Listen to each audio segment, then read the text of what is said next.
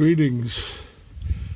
I'm in the Fredericktown community, but I'm not at the homestead right now.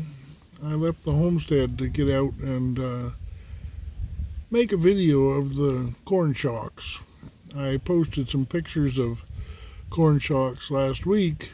This is shocking week, and I got over 1,000 likes on my Facebook for my pictures of the shocks, corn shocks. Shocking is the old way of preserving corn. They go through the field. Today's people go through with a bundler, and it bundles them up into armloads. Each when the bundler gets an armload, it drops it off, and then they go along and put the armloads, lean them up against each other, and tie them with a single string, a baling twine, and that's a shock. And that's the way the corn will dry until it's picked up, probably after the snow flies. At that point, it'll be husked. It'll be picked and husked. The corn ears will be taken off the stalks, and the husk will be taken off. It comes off very easy at that stage. Or you can put it through a machine that does that, and it also takes the corn kernels off of the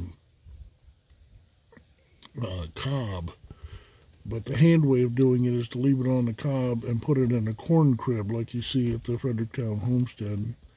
And that's used for cattle feed. The stalks themselves are called corn fodder after the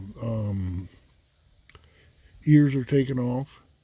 And corn fodder is used as a bedding and also as a lesser feed, often for pigs. But cattle will eat some of the corn stalks as well. They often use it for bedding for dairy.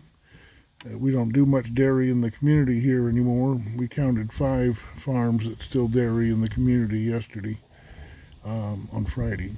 Friday we did that. But if you bed them with corn fodder, then they eat some of it, get some goodness from it, and then it makes manure that breaks down very well for putting on the field.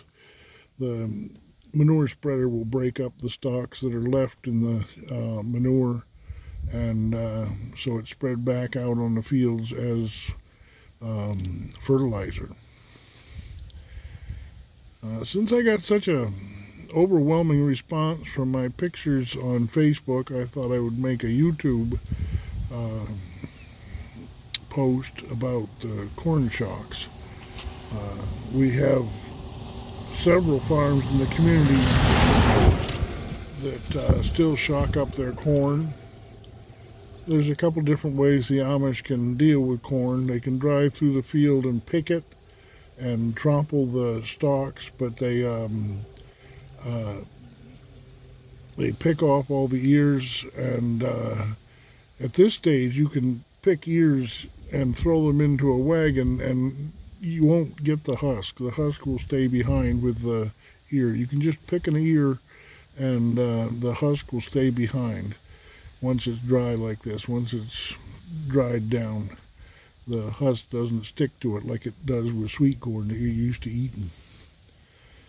I'm interested in the old ways. I was taught by a man that was born in 1896 how to farm, and he never raised corn. He thought that corn was a waste of time. He didn't feed his animals corn even.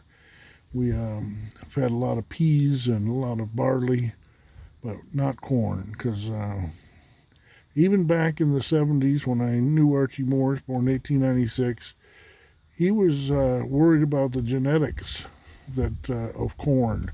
Corn has been messed with too much, and that genetics comes right through. And even back in the 70s, before it was popular, he knew better than to feed his animals corn. But corn is the modern nutrition This is how corn is done the old way in a modern world. If you have some questions, ask me. If you're interested in more, tell me. If you're not subscribed, please subscribe. I got 1,000 likes on Facebook for my pictures of shocks. I hope that I'll get a few likes for my YouTube entry. These are the corn shocks. Kinner, the scholars up to age 14, they all got Wednesday, Thursday, and Friday off this week because it's shock week. This is the week you shock up your corn. And I know these shocks right here were done this week in the rain. All right. Ask questions, like, subscribe, share. God bless.